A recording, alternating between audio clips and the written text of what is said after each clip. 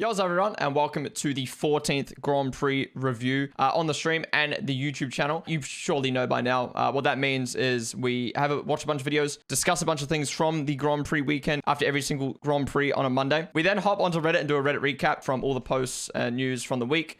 We then check out F1 Fantasy, F1 Play, and yeah, I compile it all into a video to upload on a Wednesday. Now, we started off with the live watch-along reactions from the weekend. I think there's going to be a few crazy reactions. I mean, it was an absolutely insane Grand Prix. So let's get into it. And as long as nothing goes wrong in the fucking...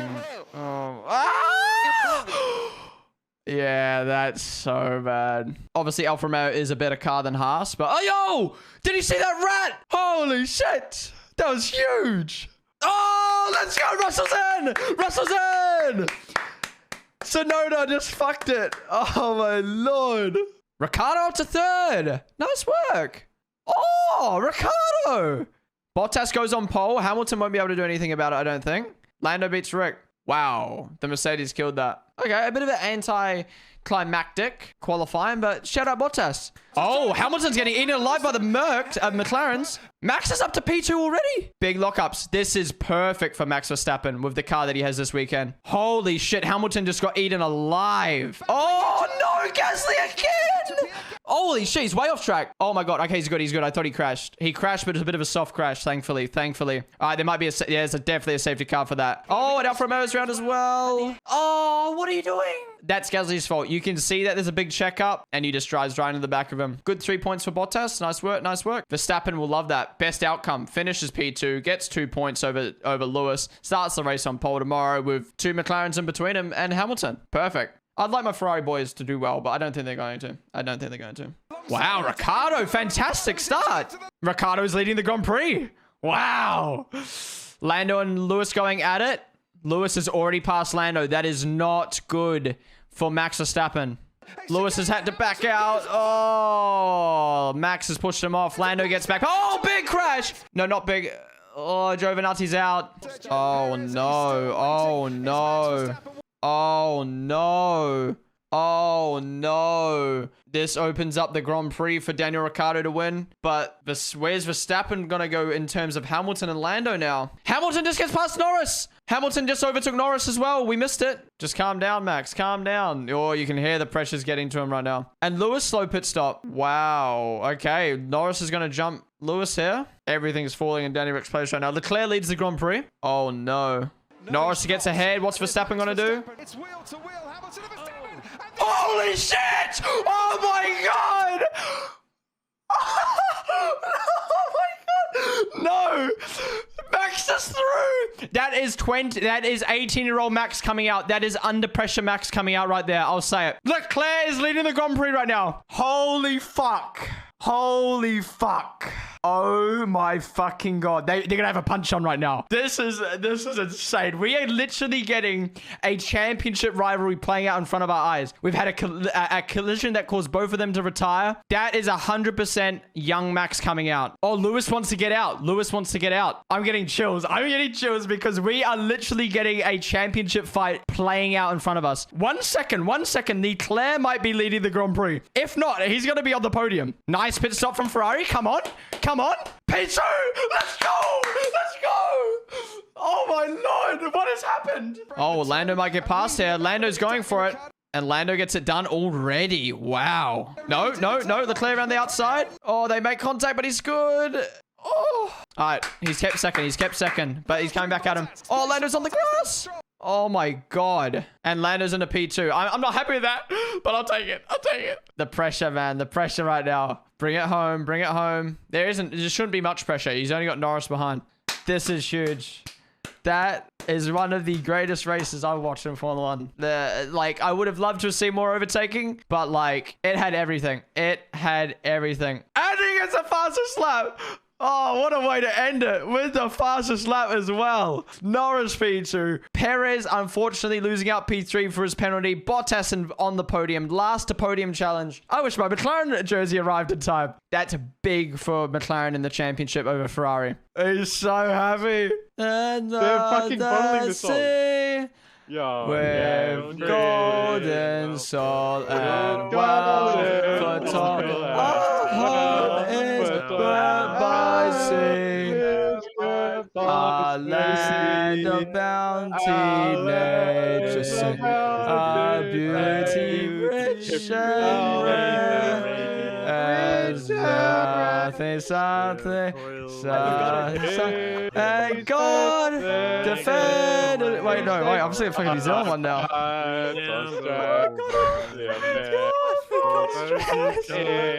Let us sing.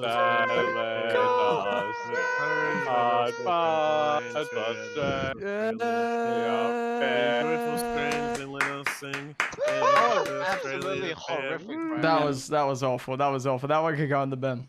Oh, that's a sick photo. Dude, I can't wait for the photos on Reddit from that. There you go, Lando.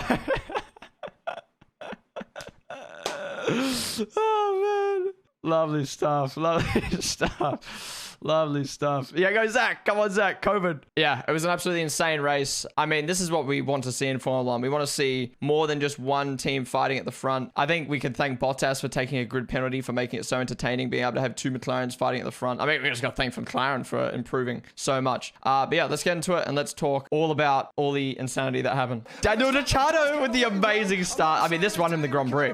This literally won Daniel the Grand Prix. I mean, he got past Max straight away. Yes, he had pressure from Max behind, but all they had to do was drive at his pace. And, you know, Monza's not a track that typically allows drivers to get past easily due to the dirty air and just the slipstream. And I mean, I don't know, he handled it very, very well. And it meant we're just under pressure, trying to get past, trying to get the strategy right. And, you know, as we'll see in a second, a lot of mistakes. And here we go. Here's the first moment. All right, we've seen this happen so many times this season already. We need to go all the way back. So we go all the way back to Bahrain. We've had Max going around the outside of Lewis off track.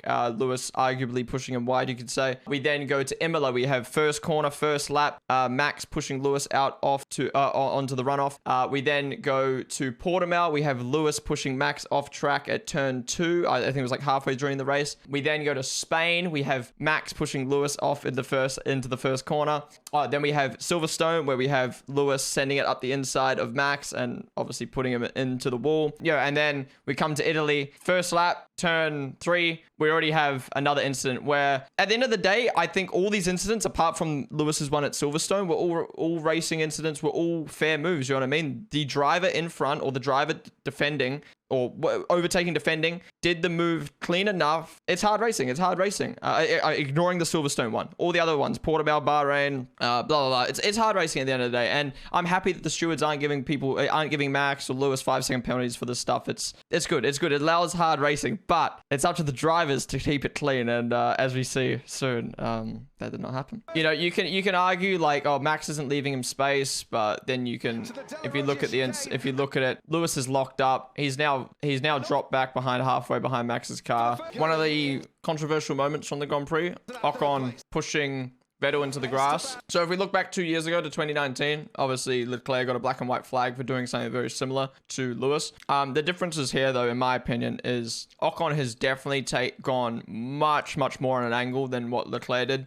And also, look at how much more Vettel goes off. They bang tires. It's very, very similar. It's very, very similar. You know, at the end of the day, it's up to the stewards and what they think's right or wrong. But for me, I feel like Leclerc's one, it was very, very, very, very, very, very hairy, but ultimately a black and white flag made sense. This one, it went just that little bit more. It's just a bit worse. It was a slightly bit worse. But is it worthy of a pen? I mean, Vettel didn't get damaged. He didn't lose a place. I'd say no. Honestly. I don't know why you'd get a pen. Like, again, this should have been a black and white flag because he did not lose a place. He did not get damage. And then again, I don't like when people compare stuff from years ago. I know 2 years is kind of recent, but like, there's different stewards every race, different track, different everything. And I don't know, they do flip-flop sometimes, but sometimes the stewards change their mind on incidents. You know what I mean? Like, they might have decided, well, oh, actually, we did make the wrong decision with Leclerc and Hamilton. We're now going to start giving that pens, and they start giving it pens because, like, you know what I mean? Like, people go, why didn't Leclerc get a penalty? And then Ocon gets a penalty. Everyone goes, why did he get a penalty? It's just like, the stewards are flip-flopping just as much as the fans are flip-flopping. Yeah, that's just my opinion.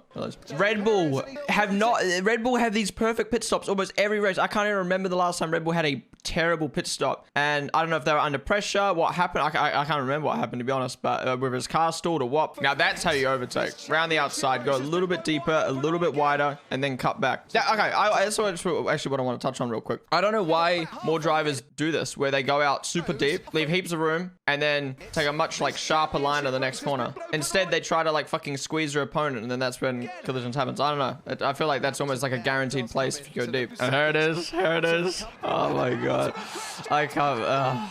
The scenes, dude. The scenes. All right, first off, what the scenes, man, the absolute fucking scenes of this happened. Like, we have got I feel like the young Max came out there, the under pressure, I'm gonna risk it all to get that place. Max came out and he went for it, and ultimately it cost him his race. But he should be very, very thankful that Lewis was out with him, because otherwise, you know, that could have been a very, very bad turning point for the championship. Meanwhile, Lewis Hamilton under pressure, bad pit stop. We've seen it many, many times from Lewis. Grand Prix where Mercedes are making mistakes, he's making mistakes, and it keeps fumbling and fumbling and fumbling. And yeah, they had a bad pit stop. He comes out, he sees Max in his rear view mirror. I don't know why Lewis was so aggressive turning in, knowing that he's got the much, much faster car, but he's also worried about Lando Norris, I guess, knowing that Monza's such a hard track to overtake. Yeah, for me, I've got to say it's 60-40 Max, but I don't think neither of them should get a penalty first at all. The reason why I think it's 60-40 Max is he's quite far alongside. I'd like to see a top-down view,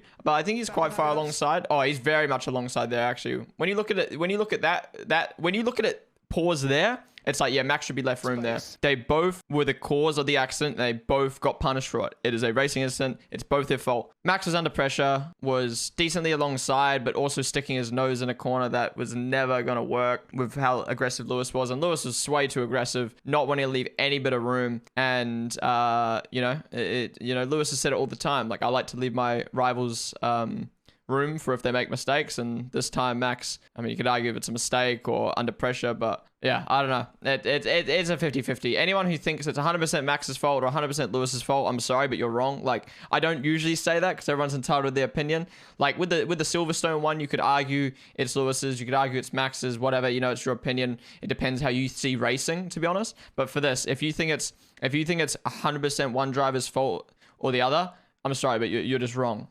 Because it's just the way it is. It's just the way it is. There's two drivers fighting for the same bit of tarmac. Neither of them gave an inch, and it is what it is. You could argue maybe it's slightly more Lewis's fault, slightly more Max's fault, but no way can you argue it's one driver's mistake more than the other for a penalty. So I guess we'll talk about the penalty then. So Max Verstappen's been given a 3-place grid penalty and 2 license points for the Russian Grand Prix. I don't know how I feel about that. The reasoning for it makes sense. They don't think Max was alongside enough and he was sticking his nose in. At the same time, they're both out of the race. They both caused the incident. They're both at fault. Neither of them get an advantage on each other in the championship. It should just be left at that. They refer to the Silverstone incident like Lewis got a 10-second penalty, so we've got to give Max a penalty for this. But at the same time, Lewis was still in the race and his opponent was out. Meanwhile, neither of them are in the race and he's going to get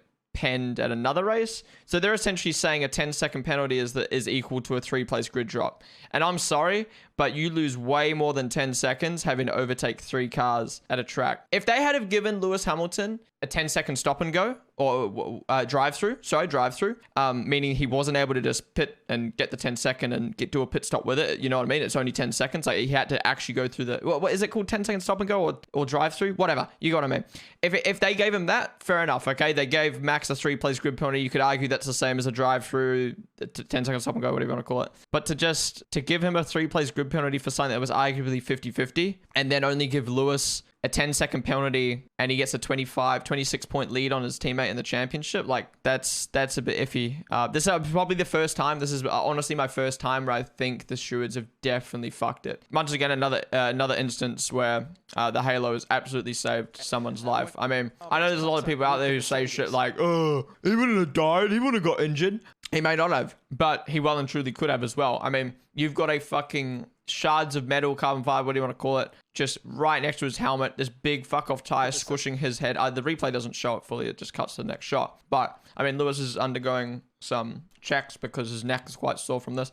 But like, If there was no halo there, who knows what would have happened? And all we're going to say is thank you that the halo's there to not find out what would have happened. Yes, he might have got away fine, but he well and truly could have gotten away. It could have came out quite badly. It's insane. And also to talk about Max storming away after this crash happened. And my mum, I was showing the highlights to my mum this morning, and she goes, what the hell? Why didn't he see if Lewis is okay? Lewis is literally sitting in his car, moving around, accelerating the tires. Max, you literally can see it. Well, actually, we'll go find the video real quick. Max gets out of the car and he literally looks at Lewis, sees him moving around.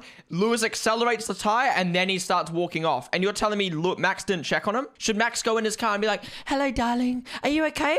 I can see that you're moving around. Are you okay? You just took me out of the race. Are you okay? No, he sees that he's okay and walks off. Like, it wasn't like they fucking collided into the wall and smashed and they're like concussed and shit. Like they literally just hit each other's tire and fell and humped each other on the track, and he's meant to go check on his rival while he can see his move. No. Oh, okay. I'm a Leclerc fan, so my bias is going to come out here for the first time, right? Because I wouldn't care if there's any other driver, but I'm just going to say it because it's Leclerc. Can I just point out that Lando Norris already had a warning for doing this, and then he does it again, gets his second warning, and he goes off track, gets a bit more acceleration, which helps him get past Leclerc. It's not fair. It's not fair. If it was tactical by Leclerc, by fucking Lando to use up one of his warnings to get extra speed, then that's big brand. I'll give him that. It was so cool to see these two go at it. I don't recall seeing Lando and Leclerc go at it before. All right, here's another controversial point. Let's talk about it. Leclerc's left enough room for Perez to go around this corner. You can even see, look right there, Leclerc opens up the steering and Perez takes this line and cuts the corner. Then Leclerc cuts, right? So they're side by side, Leclerc's left room. There's heaps of room. Well, not heaps, you know, it's risky at the end of the day. That's fucking hard racing. That's hard racing. Perez then decides, I'm going to cut the corner. So Leclerc goes, oh, he's cutting the corner? Okay, well, I'm just going to use the space then. And then Perez keeps the place and gets a 5-second penalty. Yeah, you could say it's tough, a 5-second penalty, but if you don't give the place back, then what do you expect? I mean, my man had ample room to go around the corner. He then cuts the corner and then Leclerc turns in. I don't know how people think Leclerc didn't leave him room here or turned in on him. He literally turned in. He does not touch his steering to turn in until Perez has already cut the corner. I don't know why Perez doesn't just give it back. Why doesn't... I'm sure... Okay, unless there's a miscommunication between the stewards, which I doubt. But if the stewards have gone to Red Bull, hey, give the place back. Why doesn't he just give it back? Why does he keep it? Look, he doesn't even try to make it. Look, he doesn't even try. Look at this. He's got about 2 tire widths there. He doesn't even try to make it. And then Leclerc turns in because he's like, all right, whatever. I just don't get it. And then these fucking idiots. I don't know what the hell Mazepin and Schumacher are up to. I mean, Mazepin's just sticking his wing in beside his teammate for no reason. Just, they're at the back of the grid trying to... Their goal should be to just keep the cars on track and get as many points as they can when idiots crash. And instead, they're crashing into each other and doing that shit. I don't get it. I don't know. Mazepin's an idiot for that, but they're rookies and Haas need to manage them better, to be honest. I mean, this fucking angle sucks. I'm gonna assume Lewis didn't leave him space just like he did with Verstappen. Bottas didn't leave him space just like Hamilton did with Verstappen. And then Leclerc decided to cut the corner to avoid an incident. Yes, he should get a 5-second here if he doesn't give the place back. But then he gets the place back. But the stupid thing here is where I don't know if there's a rule on this, but he gave the place back while getting heaps of momentum for the next corner. So do you really consider this giving the place back? Do you think he's giving the place back by getting a better run into the next corner? Leclerc did the right thing. He locked up, avoiding an incident, cut the corner, boom. He gave the place back. But he gave the place back by getting a fucking sick run on Bottas. And it's kind of like, it defeats the purpose of giving the place back. And he got the fastest lap. I don't know if Mans was just like cruising, not under pressure.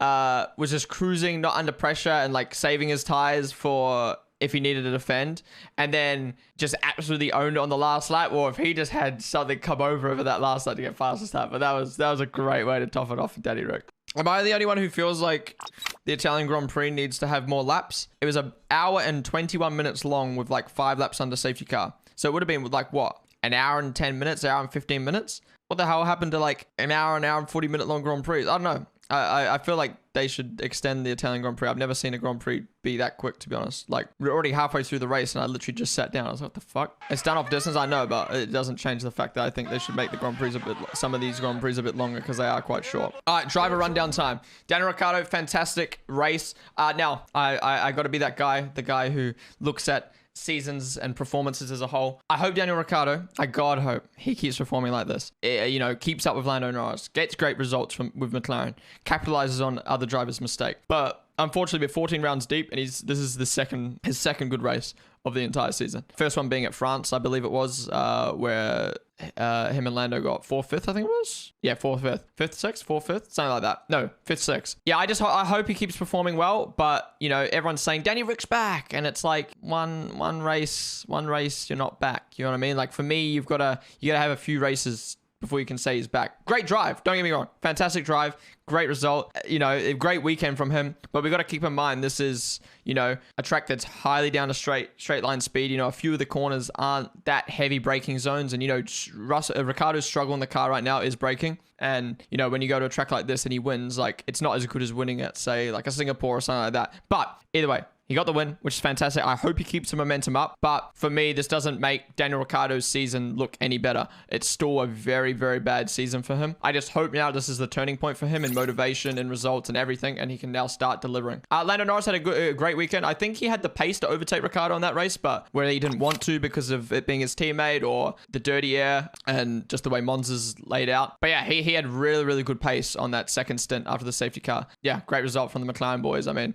big props to Zach, Andreas, I mean, even Lando, you know, he's been there for 3 years now, building that team up, getting better every single year. Bottas, my driver of the day. If he is not first on the Aramco F1 power rankings, I will be shocked. Man's got pole position, first in the sprint, and then went from last to third. If he doesn't he had the best weekend I've ever seen from Valtteri Bottas. Yeah, it was fantastic. Yes, he obviously had, you know, fresh equipment, but like, if you look at go look at his performance at 2020 Italian Grand Prix, he was stuck in traffic. He couldn't get past. It was an absolute struggle shoot for him. And this time, I'd say probably just as powerful, maybe less powerful Mercedes than what it was in previous years, was able to get all the way through the field up to third. Great tyre strategy as well from the team. So Bottas, my driver of the day. Leclerc finishing P4th. Obviously, Perez did drop 2 places due to that 5 second, which you could argue is tough, whether it's his fault, team's fault, FIA not communicating well. He did get that, and it was deserved, but maybe it wasn't gone about properly. Anyways, Leclerc P4, Sainz P6. I didn't think Ferrari were going to get points this weekend. I said coming into it, I think Ferrari are going to get no points this weekend, and they came out with a 4-6. So pretty good result from the Ferrari boys. Perez, I felt like he had a decent weekend from what I remember. He kind of actually sucked in qualifying. He had to give Max a double toe. Sprint, he made up a couple of places. The race, he did pretty good apart from the penalties. So decent weekend. Stroll had a good race, apart from pushing his fucking teammate off the track. I don't know why it wasn't in the highlights, but Stroll, literally, they're battling. He pushes his teammate off track, and Vettel's race is over. He lost like 2 or 3 positions from that, and they could have had a double points finish, but instead, I don't know, Stroll just didn't have any cares for his teammate. Kind of reminded me a bit of the Mazepin situation. Like, rather than focusing on getting good points for your team, he's trying too hard to get up one more extra place himself. Alonso had a good result. Double points for Alpine, which is pretty good. And then Russell, underrated drive. I don't know how he ended up in 9th.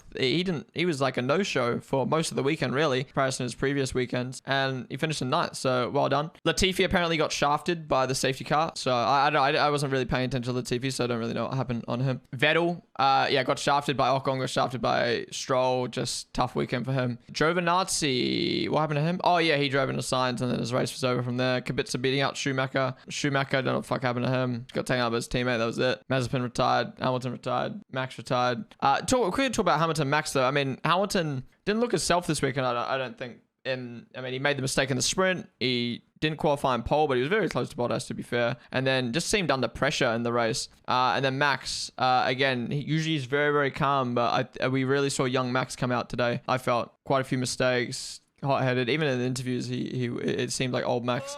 And that's another thing. If you look at the incident, Lewis does not even try to turn his wheel more to the right to get around the corner. You know what I mean? That way, he's not full lock at all. He's just going squeeze. Oh, I'm dead. Fuck. Forgot to talk about the AlphaTauris. Gasly got absolutely cucked this weekend, didn't he? Qualified quite well. To be fair, it was his own mistake. Didn't brake enough into the first corner, damaged his own wing. His whole race is fucked, and then his car's fucked for the race. And then Tsunoda, I don't even know what's happened to him. I guess that's tough. No, probably wouldn't have done anything anyway, but we don't get to know. Just like I said, the more races he misses out on, the more he's going to keep struggling. Red recap time, top of the week. Daniel Ricciardo wins the Italian Grand Prix, 53,000 upvotes. Oh my Lord. Yeah, so the Halo, we just looked at this earlier. Alfa Romeo breaking. Oh, there's a lot of news to talk about. We got a lot of news this week. I forgot about this. Breaking news. Valtteri Bottas will join Alfa Romeo for the 2022 season and beyond. So I think this is a weird but interesting move from Bottas. I thought he would go to Williams because it's his old team and Williams is on the rise. I don't know what is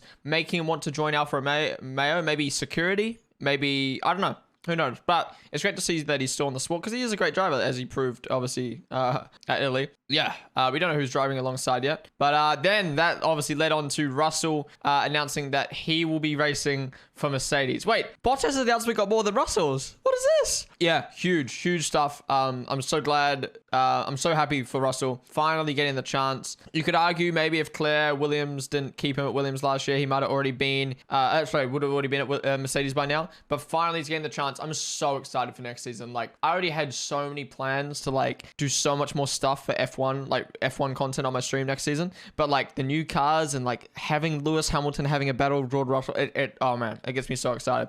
Then we got the announcement of the Williams boys. Latifi re-signing. Now I'm a bit iffy about this. I reckon he is very slowly improving. He's had a couple of good races recently, but does he deserve, over a 2-year period, does he really deserve the seat over other up-and-coming drivers? He's had 2 years to prove himself, and he hasn't really. It's taken him a long time to do that. Does he really deserve it? I don't know. Give him one more year.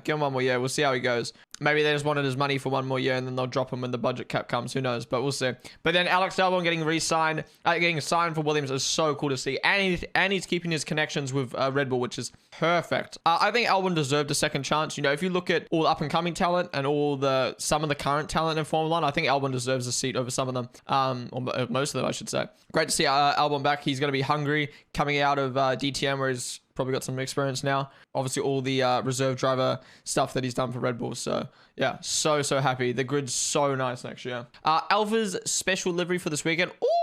Did I like this? I already like the Alfa Romeo livery. It kind of, at the start of the season, it was an S tier for me, but I'm kind of dropping it down to A tier now. But yeah, I love the green. I love it. It suits it so nicely. He said, when we look at Perez's performance last weekend where he gets knocked out of Q1, finishes 8th, 1 lap down from his teammate, and ends up the driver of the day, the thing is, we don't really understand. I got to agree with Gasly a little bit on this one. Like, it must be tough from Gasly's perspective. He is putting in this god work at AlphaTauri. And I mean, to be fair, he suits AlphaTauri very much. And I don't want him back at Red Bull. I think he deserves it, but I don't think he'll be able to drive there. It's too much pressure for him. But it does not make sense too much when they're giving Perez so much more chances over Albon and Gasly. Maybe they've just learned their lesson. But yeah, the driver of the day thing is interesting to me. Like, I don't think Perez really had a driver of the day race at Netherlands. I don't know why he got it, to be honest, but hey, that's what the fans vote. That's what the fans vote. Kimmy's crying fan is now karting using the number 7. Haha, that's so cool.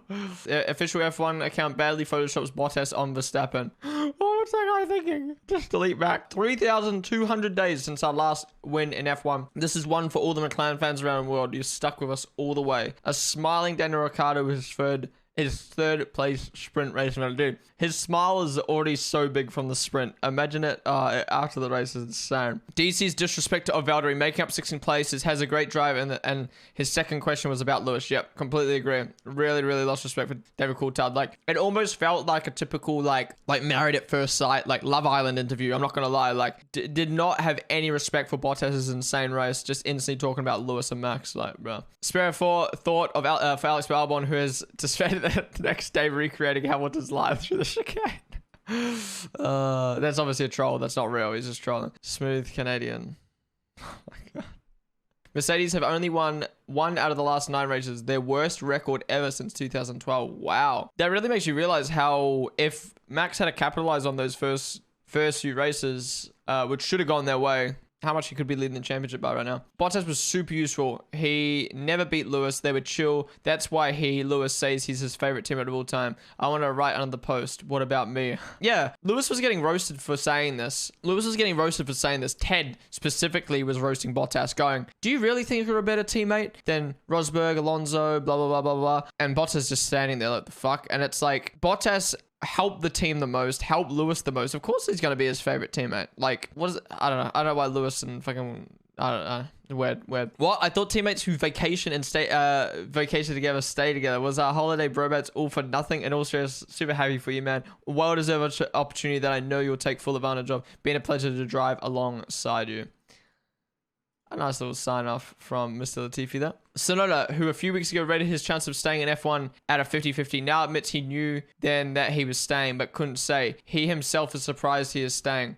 Why? Because I'm crashing and it costs money. I mean, yeah, props to Tsunoda for owning up. I've said this the whole year, but Ricciardo's handled his performances quite well in comparison to other drivers who just shrug it off or ignore interviews and stuff like that. Even Tsunoda was pissing me off with how he's handling interviews, but he's finally admitting it. Maybe that's because he's re-signed and he finally feels like, oh, the pressure's off. I can just admit it now without being worried, you know what I mean? We can't watch that. A clash between title rivals, a classic. Yes. First 1-2 of the year. Neither Red Bull or Mercedes have done that. Wow. First 1-2 of the year, and it's McLaren. That's insane. Alex Albon was wearing an AlphaTauri t-shirt in his announcement for Williams. Yes, that's because he saw a Red Bull driver and saw an AlphaTauri driver in DTM. Daniel Orlando sharing a hug after finishing P1 and P2 in Monza. You love to see it.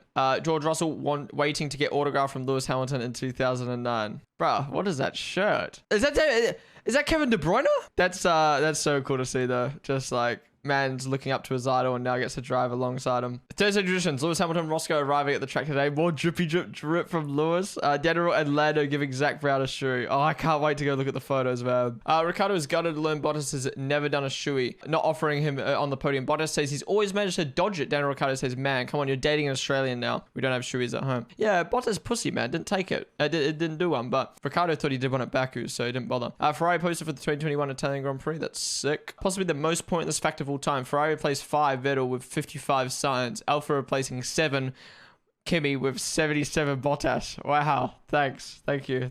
So Antonio Giovinazzi's helmet for the 2021 Italian Grand Prix. Maybe a hot take, but I really don't like that. Am I the only who doesn't like this? I don't like this at all. Point scenarios for Monza so Mazepin can keep fighting for the title. Who the fuck wasted the time making this, dude? Remember our podium bet? Daniel Ricciardo just warming it up for you. Oh, he's going to be so happy to be able to drive that. George Russell has been out-qualified by teammate in a Williams for the first time. Technically, he has because of the sprint, but not really. Kimi is doing perfectly fine as per his wife on Instagram. Doing perfectly fine. Thanks for your comment. Is he not isolated? Surely he isolates from the rest of the family, right? Alwyn's family held a party and made a cake to celebrate Alex getting the Williams suit. Oh, that's cute. Anyone noticing the rubber ducky on the... Yes, I was talking about this. Everyone said I was a weirdo for noticing this. And they're like, wow, cool fact. The little rubber ducky with the red flag on the side of the football. Max Verstappen walks away from his crash at Monza. Fuck, another banging picture. I love the milky low aperture pictures. They're so nice. Monza rear wing comparison between the teams. Yeah, Red Bulls was very, very skinny. And am I the one who feels like this is cheating? There's literally such a big gap in the rear wing of the McLaren DRS. Vin Diesel and Usain Bolt at the Italian Grand Prix. Why don't they go to the Italian Grand Prix one? Like, there's only a 25% crowd capacity and there was more celebrities here than any other Grand Prix. Average position difference between teammates over the season. 5.6 for Red Bull. 4.7 for AlphaTauri. Holy shit, Red Bull is the most. AlphaTauri obviously expected. Second most. McLaren is quite big. Same with Williams, Mercedes, much closer than I thought, to be honest. Wow, okay. I mean, when you look at these guys, grid positions. I guess positions tell other story because, of course, these guys are going to qualify next to each other when they're fucking that far down on the grid. The last time Alex Albon and Nicholas Stevie were teammates, 2018 Formula 2. Yeah, they were teammates in Formula 2. I wonder if I'm assuming they'll get along quite well in Williams and not have many issues. With 45 points, McLaren has become the team that scored the most points during an F1 weekend. Oh, during an F1 Grand Prix weekend ever, because 25 points for first, 18 points for second, 1 point for fastest lap, 1 point for third place in the sprint. Yes, more news. Gasly and Tsunoda re-signing for AlphaTauri. Obviously, Gasly was bound to re-sign. There was nowhere else for him to go. And to be honest, I don't see him leaving AlphaTauri for a while. I think AlphaTauri's on the rise. I think it's a fantastic team, especially now that they're going to be a sister team to Red Bull rather than being like a B team. Like, they're going to take their own parts, make their own, do their own shit now, which is really, really cool. Yeah, so I'm really happy to see Gasly leading that team. I'm very, very surprised about the Tsunoda signing. With how strict Red Bull is to re-sign a driver performing that bad, it's insane. Yeah, I mean, he's crashed so much, cost the team so much money. He's underperformed so much in comparison to his teammate. At this point, I don't ever see Tsunoda getting up to speed. And I generally think at the end of 2022, we might be sitting here going, wow, what another wasted year. Why didn't we just bring up another young driver and see how they do? But then again, you can bring up Liam Lawson, he could do the exact same thing. So we'll just see how he goes in the new era of cars. Regardless of where the blame lies in the Max/Lewis incident, the Sky News post-race panels was some of the worst F1 reporting ever brought. Wait, regardless of where the blame lies on Max Verstappen, the Sky News post-race panels was some of the worst F1 reporting ever broadcast. Between DC's tone-deaf interview of Bottas to Damon Hill clutching his pearls and Johnny Herbert's schoolyard quality tantrum, all of it was enough to make any F1 fan want to switch off regardless of where they personally stand on the incident. Yeah, what? I mean, I know the DC one, but watch Damon Hill and Johnny Herbert's incident. Did anyone watch this? Because I watched the F1 TV post-race show, obviously, like we do on the stream after every race. And they had the new chick that oh man, she can't she can't host at all. And we had Felipe Massa, who can't stop rambling, and it was the most boring shit ever. Oh, I don't know. But yeah, I didn't know what happened to this Sky Sports stuff. Anyway, sprint races are boring. In the current cars, the sprints are boring. There's little to no overtaking due to the cars being able to follow close enough. This boredom is enhanced with no pit stops, so no strategy. Yeah, I mean, if you want to hear my thoughts on the sprint format, you can go have a look at my British Grand Prix review. I'll put it in the top right of the video now. At some point, I'll talk about sprint for a very, very long time. So go have a listen if you want to hear what I think about sprint. So I won't get too deep into it because I've already spoken about it so much. However, I will say this is another prime example of a sprint weekend just not achieving much. Like, it made qualifying feel less exciting. The sprint had a dramatic first lap and then nothing happened. And then I don't think it changed the race. I see people saying like, oh, the race wouldn't have been as good if the sprint had happened. But that's anything. If the sprint didn't happen, we could have had an even better race. Who knows? You know what I mean? It's all luck at the end of the day. Whether the sprint happened or not, whether we had 2 sprint races, 3 sprint races, it doesn't matter. The race is always going to play out in a dramatic way or a not dramatic way, depending on whatever. Like, the cars just can't, the cars don't make sense for a sprint at the moment. They can't overtake. So what's the point of doing a sprint race where we're seeing no overtaking? Zhou is set to be confirmed with Alfa Romeo. Seems to be a done deal. Kubica and Orlan will depart. 30 million plus personal sponsors. Zhou will split with Alpine. Yeah, I don't know how I feel about this. I don't think Zhou's a bad driver. I mean, he's currently first/second, or he's second in the championship, might end up getting first in the championship for F2. He's a great driver, but he's also been in F2 for 3 or 4 years, whatever it is. And there's other talent out there, and I want to see drivers earn their spot. And I'm not saying he doesn't deserve the seat. I think if he gets Alfa Romeo's seat, I won't be disappointed. But I'd be disappointed that he gets the seat over Nick de Vries, who won F2, has gone on to do Formula E for 2 years, reserve driver for Mercedes, and can, you know, ultimately is a more suited driver for the Alfa Romeo seat with his experience and all that, or his accolades. Is he going to miss out on the seat because of money? You know what I mean? I'm not going to be disappointed if Zhou gets the seat, but I would just like to see drivers earn it and without the money. You know what I mean? Dutch GP had 3.3 million viewers in Netherlands, 1/6 of the population. Wow, that's insane. Vettel on speaking out. Bottas says he would have stayed at Mercedes only via multi-year contract. Also describes how it was exhausting always driving with a knife on your throat. Yeah, that's fair enough from Bottas. I doubt he would have even got a 1-year contract anyway. I wonder, that's interesting. I wonder if Mercedes were going to offer him a 1-year contract and he said no. Hamilton, easy win for Max tomorrow. Yeah, I mean, Lewis was just exaggerating. I mean, we saw it was not an easy win because you almost got past him in your car that was much, much better. So, I don't know. He just likes to complain. Before today, the last time that the 2 top drivers in the championship standing had a DNF in the same race was 2016 Spanish Grand Prix. Wow. Last time they even DNF'd, not DNF'd together, but just DNF'd in general in the same race was Spain 2016. Wow, okay. So I don't know who picked the driver photos for today's sprint, but they are my hero.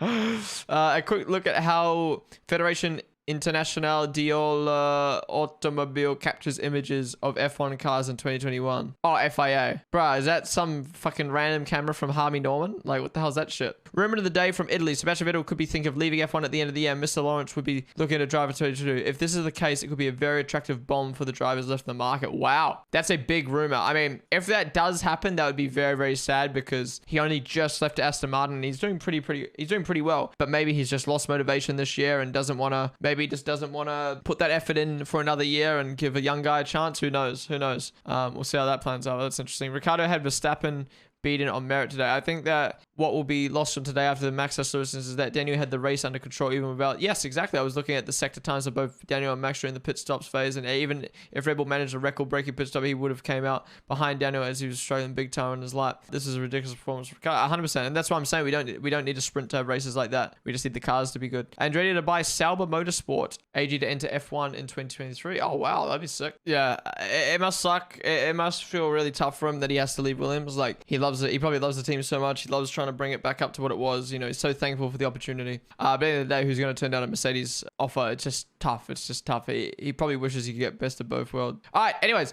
that wraps up the Reddit recap. Let's get to F1 Fantasy. Woo! scored 250. So I did actually have a little peek at my team before today. And yeah, I'm really, really happy with this team. So I went with Norris and Turbo Driver, obviously, because I thought the McLarens were going to do well, and they did do well. I went with the McLaren Constructor because obviously I thought McLaren was going to do well. I went with Verstappen, who I obviously thought would finish in the top 3 or top 4. He didn't because he got... because of the incident. We still got 14 points on him because of qualifying and the sprint. I went with Bottas because, Bottas I thought was going to have a good weekend, being in the Mercedes, which is the best car here. I was very, very sad when I found out that he took a grid pen because I picked him and then he took the grid pen, but he able to pull through. I then went with Gasly because I thought he'd have a good weekend. Can't really help that he fucking got clapped. And then Ocon. The reason I picked Ocon was because I had the choice between all the shit drivers. Everyone below, how much does Ocon cost? I had 10 mil. I had 10 mil left to pick a driver. So I was like, do I go with Ocon? Do I go with Russell, Schumacher? But I thought I may as well go with Ocon because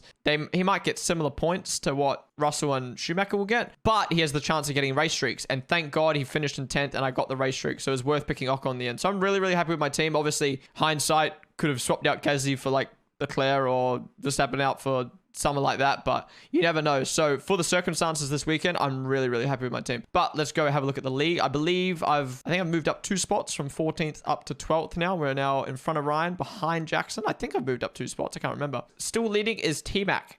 He is 13 points in front of Ayakabob. T-Mac's team is 193. Wow. So we made a 60-point increase on T-Mac this week, which is nice. He had Verstappen, Ocon. He had Mercedes, Norris, Turbo Driver, Russell, Gasly. The top team of the week goes to Arthur. He uses Mega Driver though. He had Leclerc Turbo, Sainz, Norris Mega Driver, McLaren, Russell, Verstappen. I'm sorry, but when I see teams like this, like, yes, I'll congratulate you for picking a good team, but like Ferraris at Monza, Mega Driver on Norris with no streaks. I don't know what the fuck you're doing. Anyways, leader with no Mega Driver was Crush.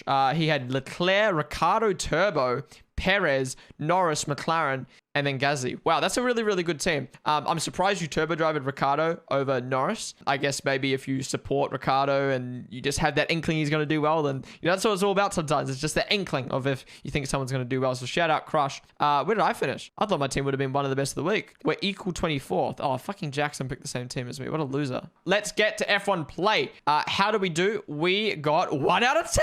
Let's go. So no one got 10, 9, 8, or 7 out of 10. 0.03% got 6 out of 10. 0.3 got 5 out of 10. 2% got 4 out of 10. 11 got 3 out of 10. The majority was on 2 out of 10 with 42%. With 35% of other people on 1 out of 10. So my predictions were, I thought Max was going to win the race. The reason being, I thought Max was going to be able to hold the gap to the McLarens behind and be able to keep Lewis behind in the faster car because Lewis would have had to got past both McLarens. I then thought Lewis was going to get past both McLarens, but not be able to have enough time to get past Max. And then I thought Lando was going to outperform Ricardo and take out that third podium spot. But unfortunately, these two took each other out, and Ricardo ended up being Norris. So we got absolutely none of the podium right. Fastest lap, I went with Lewis Hamilton. I thought he was just going to be cruising in the fastest car, but Ricardo obviously took it in the end. First finish Q1, obviously went with Lando because of the reasons I mentioned before. First finish in Q2, I thought Alonso was going to get past Stroll, but he didn't. So well done to Stroll. First retired, I said Robert Kubica, ended up being Gasly, obviously. I thought Gasly retired before the race. I don't remember seeing what happened there. I said there'd be 18 finishes. There was only 15 people finished. I said there wouldn't be a safety car, and there was. And I said the winning margin was 0.2. So our only prediction right this week was the winning margin. So I'll take that. I'll take that, to be honest. I'll take that. Let's go have a look at how everyone did in the league. So Italy, let's have a look. Crush and Shadow Dragon with 3 out of 10. Well done, guys. And we got Ando. Well, a bunch of people on 2 out of 10. And a lot of guys on 1 out of 10. And then a bunch of people still don't do the team. Do the team. Do your team, guys. Do your team. But yeah, guys, that's going to wrap up the Grand Prix review for the Italian Grand Prix. Yeah, what a fantastic Grand Prix weekend. We were treated with another S-tier race. A fantastic new winner for the season. We've not seen Ricciardo on the podium this year, obviously, let alone in first. Yeah, loved it. Thank you guys all for tuning in to the watch-alongs and build-ups on the stream. And thank you everyone who tuned in today for the Grand Prix review. Yeah, we're back we'll be back for the Russian Grand Prix in 2 weeks' time. Same time, same place on the stream for the watch-alongs, and same with the YouTube video for the Grand Prix reviews. Yeah, in 2 weeks' time. So hopefully I'll see you guys all there.